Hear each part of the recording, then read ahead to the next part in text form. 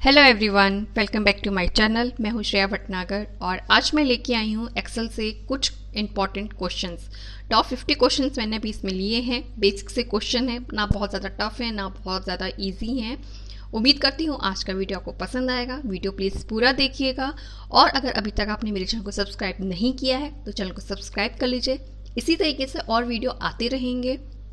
तो चलिए टाइम इधर उधर वेस्ट ना करके चलते हैं आज के टॉपिक पर।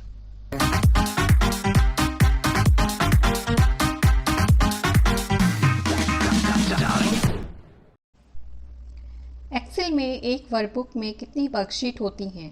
A3, B1, C5, D2। इसका सही जवाब है ऑप्शन A3। एक्सेल में कौन सा फॉर्मूला सही है? A = A1 + B1, B A1 + B1 = C A1 + B1, D = A1 + B1 = इसका सही जवाब है option A = A1 + B1। Excel में सेल्स को मर्ज करने के लिए किसका उपयोग किया जाता है? A merge and center, B merge and left, C merge and right, D merge and up. इसका सही जवाब है option A merge and centre. कौन सा शॉर्टकट की एक नई वर्कशीट जोड़ने के लिए है? A Ctrl+W, B Ctrl+N, C Ctrl+M, D Shift+F11। इसका सही जवाब है ऑप्शन D Shift+F11। एक्सेल में ग्राफ या चार्ट कैसे जोड़ा जाता है? A इंसर्ट टैब से, B डेटा टैब से, C व्यू टैब से, D पेज लेआउट टैब से। इसका सही जवाब है ऑप्शन A इंसर्ट टैब से। सेल में टेक्स्ट को रैप करने के लिए किसका उपयोग किया जाता है? A merge and center, B text wrap, C wrap text, D text merge. इसका सही जवाब है option C wrap text. Excel में डेटा सॉर्ट करने के लिए कौन सा टैब उपयोग किया जाता है? A home, B insert, C data, D review. इसका सही जवाब है ऑप्शन C डेटा। एक्सेल में सेल्स को फॉर्मेट करने के लिए कौन सा विकल्प सही है?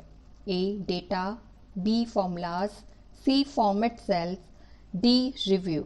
इसका सही जवाब है option C format cells. Excel में कौन सी शॉर्टकट की सेल को एडिट करने के लिए होती है? A F1, B F2, C F3, D F4। इसका सही जवाब है ऑप्शन B F2। एक्सेल में सिलेक्टेड सेल को कॉपी करने के लिए किस शॉर्टकट का उपयोग किया जाता है? A Ctrl+X, B Ctrl+C, C Ctrl+V, D Ctrl+Z। इसका सही जवाब है ऑप्शन B Ctrl+C। एक्सेल में एक वर्कबुक को सेव करने के लिए कौन सा शॉर्टकट उपयोग किया जाता है? A Ctrl+S, B Ctrl+A, B Ctrl+P, D Ctrl+Z। इसका सही जवाब है ऑप्शन A Ctrl+S। एक्सेल में फॉर्मूला बार में सेल एड्रेस किस प्रकार दिखाई देता है? A नंबर्स में, B लेटर्स में, C लेटर्स एंड नंबर में, D ओनली लेटर्स में। इसका सही जवाब है option C letters and number में।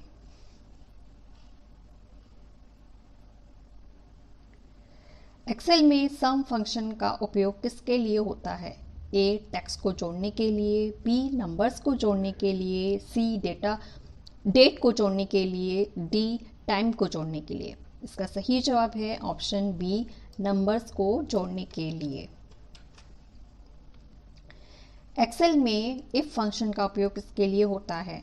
A conditional test, B numbers का जोड़, C सेल का फॉर्मेट बदलना, D डेटा सॉर्ट करना। इसका सही जवाब है option A conditional test. Excel में काउंट फंक्शन का उपयोग किसके लिए होता है? ए नंबर की गणना करने के लिए, बी टेक्स्ट की गणना करने के लिए, सी ब्लैंक सेल की गणना करने के लिए, डी ऑल। इसका सही जवाब है ऑप्शन ए नंबर की गणना करने के लिए। एक्सेल में VLOOKUP फंक्शन का उपयोग किसके लिए होता है? ए कॉलम से डेटा खोजने के लिए, बी एक रो से डेटा खोजने के लिए, सी एक सेल से डेटा खोजने के लिए, डी एक शीट से डेटा खोजने के लिए। इसका सही जवाब है ऑप्शन ए एक कॉलम से डेटा खोजने के लिए। एक्सेल में किस फंक्शन का उपयोग औसत निकालने के लिए होता है? ए मैक्स, बी मिन, सी एवरेज, डी सम। इसका सही जवाब है ऑप्शन सी एवरेज। एक्सेल में एक सेल का रेफरेंस बदलने के लिए कौन सा विकल्प उपयोग किया जाता है? A data validation, B conditional formatting, C cell reference, D format painter. इसका सही जवाब है option C cell reference. Excel में डेटा को फिल्टर करने के लिए कौन सा टैब उपयोग किया जाता है? ए होम, बी इंसर्ट, सी डेटा, डी व्यू। इसका सही जवाब है ऑप्शन सी डेटा। एक्सेल में एक चार्ट का प्रकार बदलने के लिए कौन सा विकल्प सही है? A change chart type, B format chart, C insert chart, D edit chart. इसका सही जवाब है option A change chart type. Excel में किस शॉर्टकट का उपयोग सेल में कमेंट जोड़ने के लिए किया जाता है? A shift plus F2, B control plus F2, C alt plus F2, D control plus shift plus F2। इसका सही जवाब है option A shift plus F2। एक्सेल में कौन सा फंक्शन सबसे बड़ी संख्या को जोड़ने के लिए उपयोग किया जाता है? A min, B large, C max, D big. इसका सही जवाब है ऑप्शन सी मैक्स। एक्सेल में कंडीशनल फॉर्मेटिंग का उपयोग किसके लिए किया जाता है? ए डेटा को सॉर्ट करने के लिए, बी सेल का फॉर्मेट बदलने के लिए, सी सेल में कलर जोड़ने के लिए, डी कंडीशन के आधार पर सेल का फॉर्मेट बदलने के लिए। इसका सही जवाब है ऑप्शन डी कंडीशन के आधार पर सेल का फॉर्मेट बदलने के लिए। एक्सेल में फ्रीज पेन्स का उपयोग किसके लिए किया जाता है? ए एक वर्कशीट को फ्रीज करने के लिए, बी एक कॉलम या रो को फ्रीज करने के लिए, सी एक सेल को फ्रीज करने के लिए, डी एक वर्कबुक को फ्रीज करने के लिए। इसका सही जवाब है ऑप्शन बी एक कॉलम या रो को फ्रीज करने के लिए। एक्सेल में पाइवट टेबल का उपयोग किसके लिए किया जाता है?